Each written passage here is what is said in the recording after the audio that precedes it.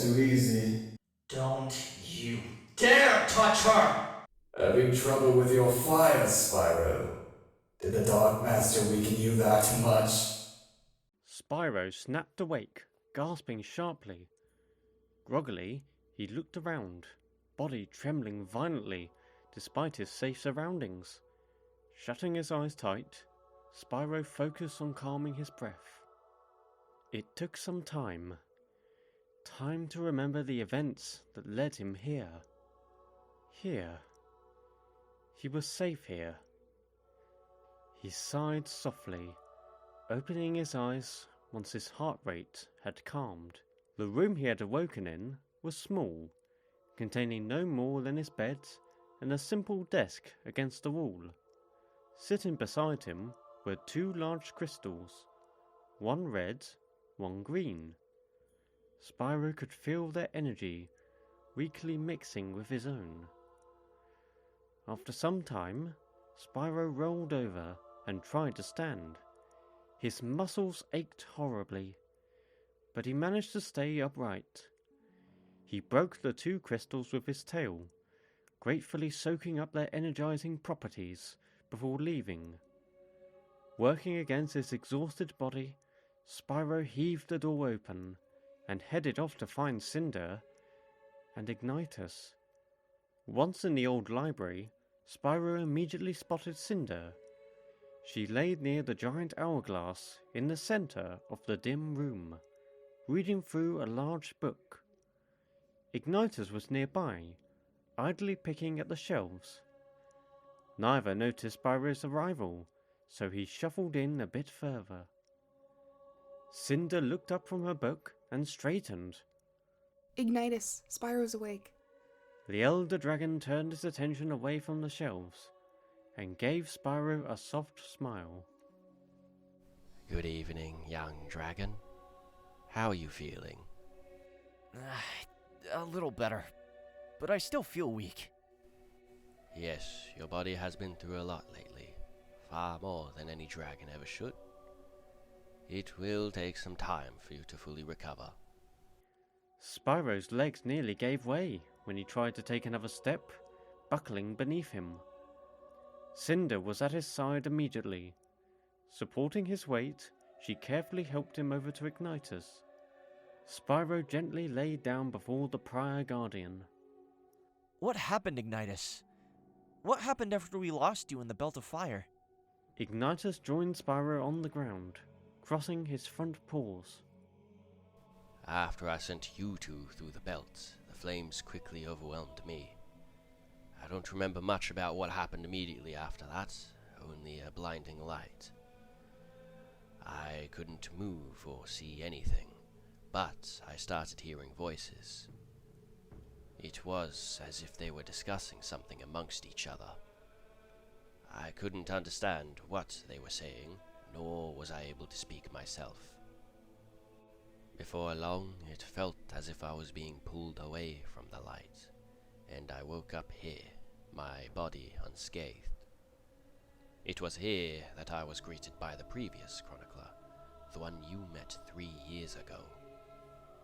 He informed me that I had been chosen to replace him, to watch over and record this new age in his stead. You're the new chronicler? Ignitus! That's amazing! Ignitus bowed his head in thanks, smiling at his guest. I am rather impressed with your feat. You two were exemplary in your fight against Malefor. Thank you. But it wasn't easy. Yeah, Malefor came so close to beating us a few times. As was expected.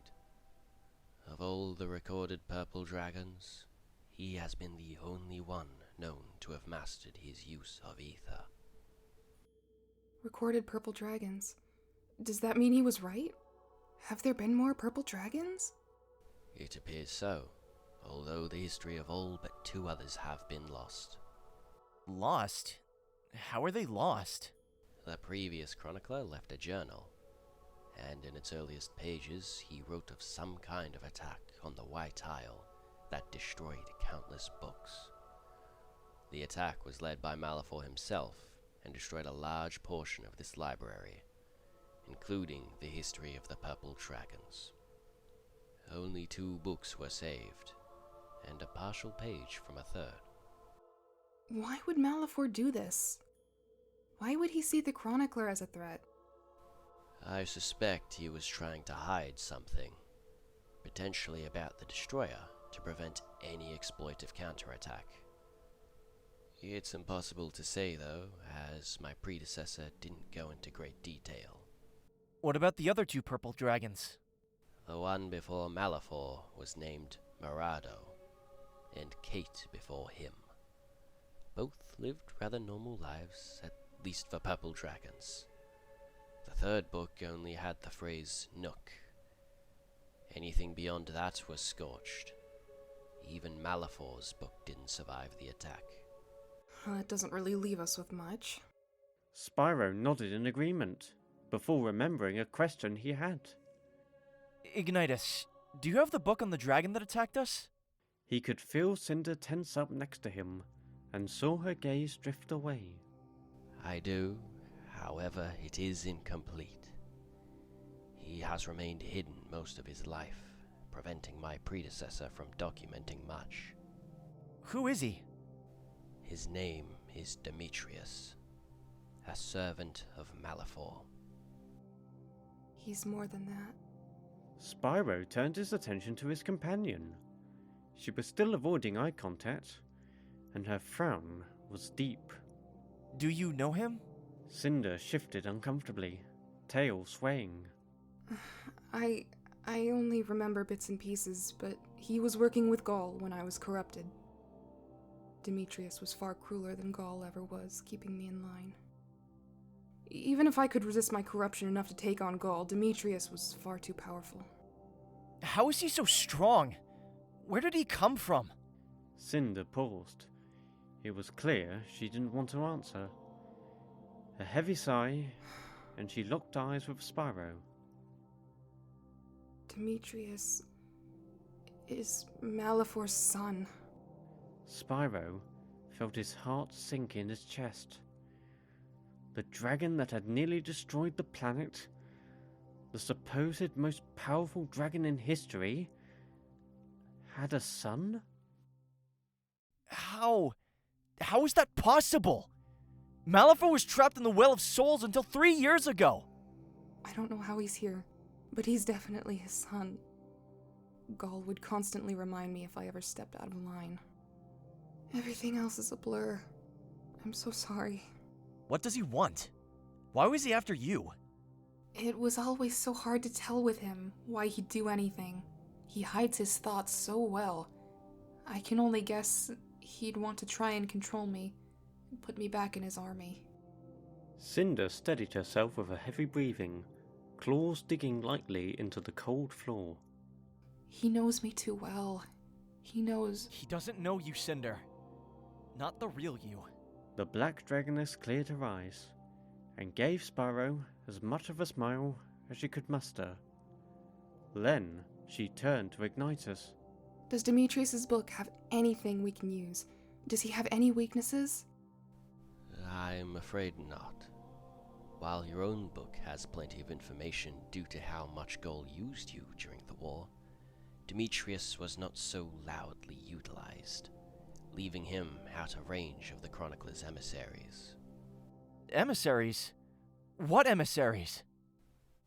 In order to record the history of the realm, the Chronicler uses emissaries that act as conduits.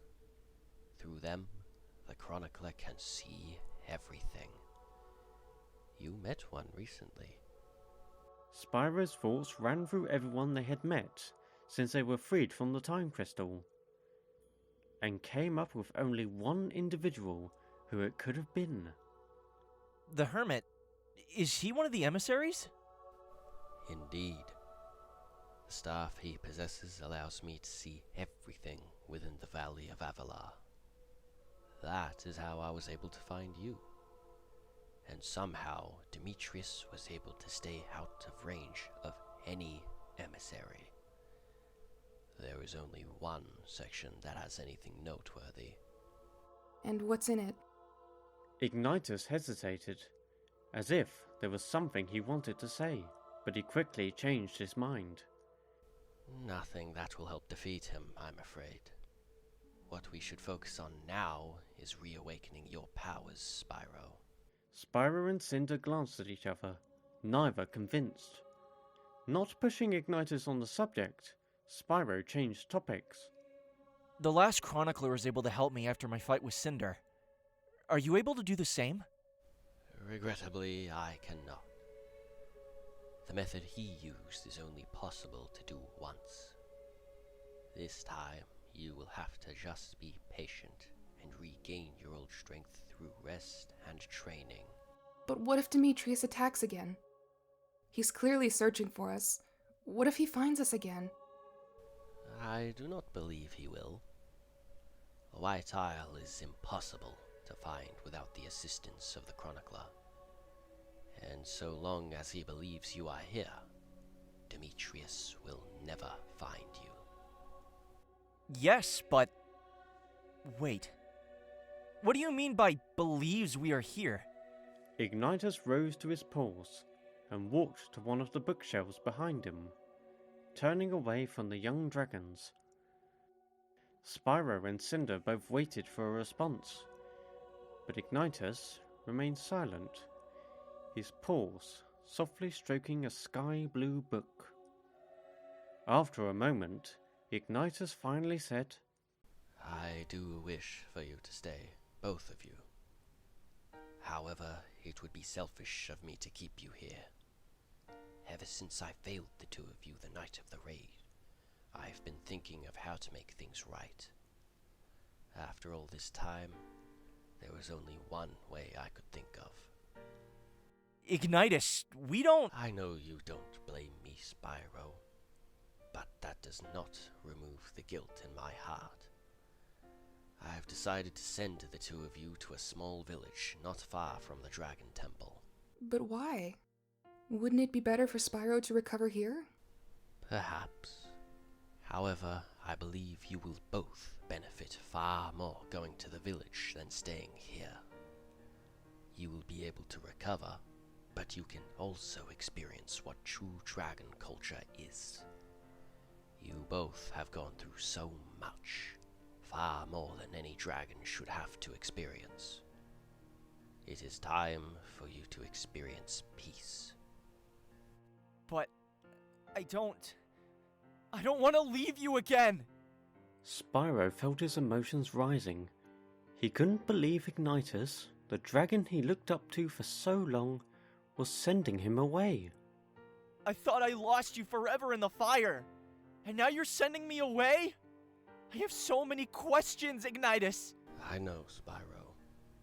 It pains me to send you away so soon, but there are others who can teach you more than I can. Others in the world who will grow and learn alongside you. I believe that is a more valuable experience than I can provide you now. But... Cynder interrupted Spyro's train of thought by placing her paw on top of his, pulling his attention to her. Hey, it's going to be okay. Ignitus is right. You grew up thinking you were a dragonfly, and I lived life as a puppet. Let's go live and see what we've both been missing. Ignitus will still be here, and we can come back whenever we want to. Spyro desperately wanted to argue, but the more he thought about it, the more he understood Ignitus. He had been raised as an entirely different species, and Cynder had only known cruelty and torture. Perhaps it was time they both stepped away from everything and took a moment for themselves.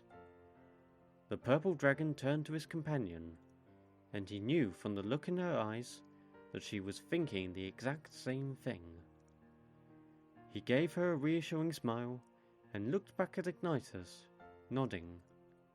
Okay, Ignitus. But only if we can come back whenever we want. Ignitus smiled at his pupil. You two are far more than welcome here, young dragon. Now, if you are both ready, I shall open the portal to the temple. Portal? Yes, a portal.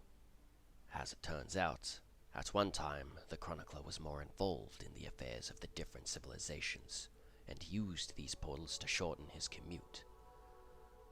I believe that it was Malefor's attacks that prompted them to be closed off. Thankfully, he kept the light gems that activate them. Regardless, I will only activate the portal whenever you wish to visit, or else I endanger the Isle. The elder dragon began to lead the two dragons back down the hallway. Spyro managed to follow him well enough on his own, but Cynder remained at his side, in case he needed assistance. They entered the room opposite the one Spyro had slept in, and inside they saw a circular room with what appeared to be archways carved into the walls. In the centre of the room stood a pedestal with a glowing blue and green gem sitting atop it. Ignitus carefully picked up the gem and walked to the arch, to the immediate right of the door they entered. This light gem is a relic of the past. They were used across the realm to power portals such as this. But as far as I know, this is the last of its kind. The two young dragons watched Ignitus place the gem into a slot sitting at the top of the arch. Almost immediately, a purple light flickered in the centre before it covered the inside of the arch. The bright purple light whirled and hummed lightly, entrancing Spyro and Cynder for a moment. There. This portal should lead you back to the temple. From there, I have arranged for someone to escort you to the village. She should have arrived at the temple by now. Who is she? The two dragons both noticed Ignitus hesitate once again, before saying, She's an old friend.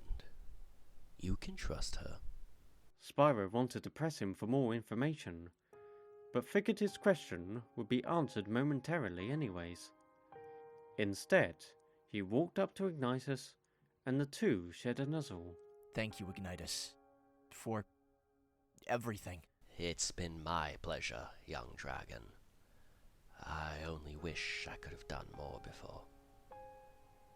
It's all in the past now. For now, you two can enjoy peace. Cynder approached and did the same. Thank you for not giving up on me. The three stayed in their embrace for a few moments before they pulled away. Spyro and Cynder approached the portal, and after looking back to Ignitus one more time, they both stepped into the purple light.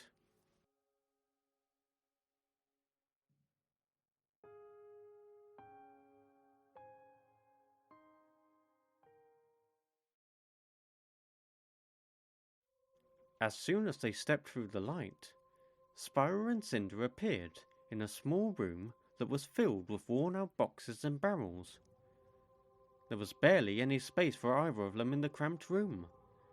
They looked back at the portal to see that surely enough, Ignitus closed it immediately after they stepped through.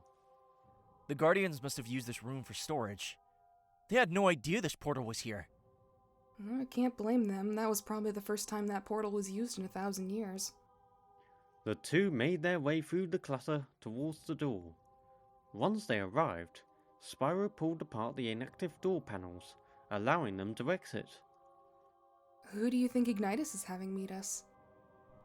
I don't know. He did say she and I... Yeah! Spyro began, but was immediately cut off when both he and Cynder were lifted off the ground and enveloped in some sort of fabric. The two dragons were tightly trapped together. They both struggled to free themselves, but they were too restricted to do much. What is this? I don't know! The two quieted down when they heard the sound of claws walking towards them. It worked? I mean, it worked!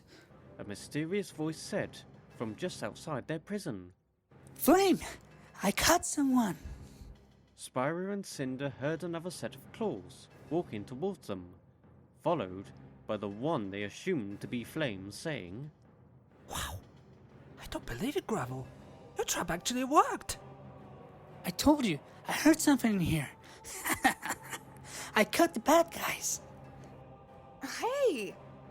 Let us out! Not a chance, villain. We aren't villains! We were sent here by the Chronicler! A likely story. What have you troublemakers found this time? Spyro and Cynder still couldn't see anything, but they once again heard another set of claws approach them. I caught some bandits. They walked right into my trap. I see. I do apologize, whoever you are. Gravel can be rather mischievous. I'll have him for you now. What? But why? Well, we would have to let them out eventually. They aren't just going to stay floating in this bag forever. Would they? But what if they attack us? I think my 2 strong bodyguards could handle it. Fine. I'll cut them down. Before either Spyro or Cynder could react, they fell roughly to the floor, both yelping in pain. Ugh. Ow! Ugh, try gently next time. They were both still struggling to get out from the bag, until the female dragon assisted by pulling it off them, saying, I really am sorry. Oh, ancestors. Both Spyro and Cynder could now see the source of the 3 voices.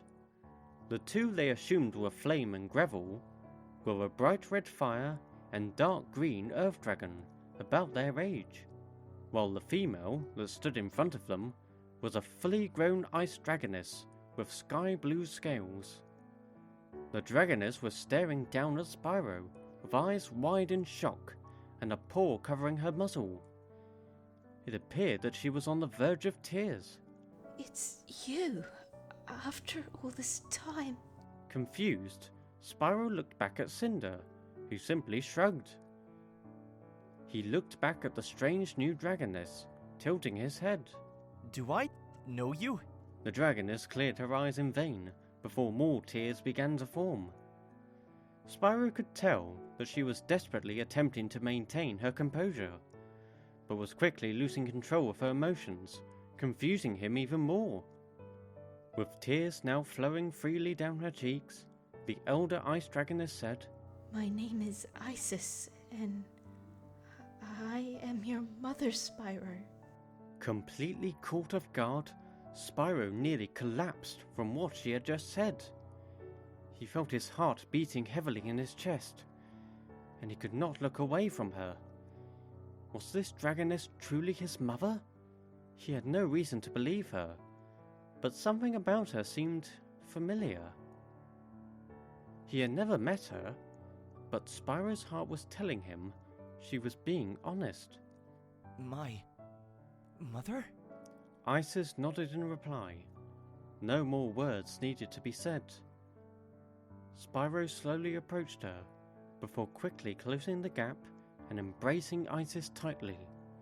She returned the gesture, crying freely as she nuzzled Spyro lovingly. My child, my precious, precious child. With this embrace, Spyro now truly believed her. After all this time of wondering where he came from, and if he had a family waiting for him, he finally had his answer. Now, he too could not hide his emotions, as his own tears slid down his cheeks.